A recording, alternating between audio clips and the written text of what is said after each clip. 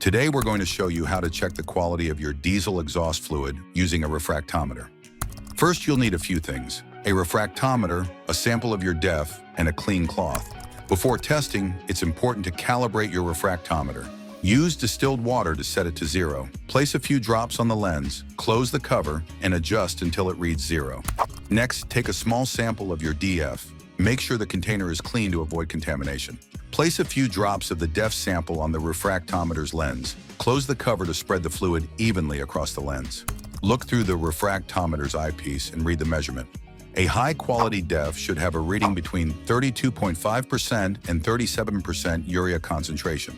After testing, clean the refractometer lens with a clean cloth to ensure accurate readings next time. And that's it! Checking your DEF quality with a refractometer is quick and easy. Remember to test regularly to keep your equipment running smoothly.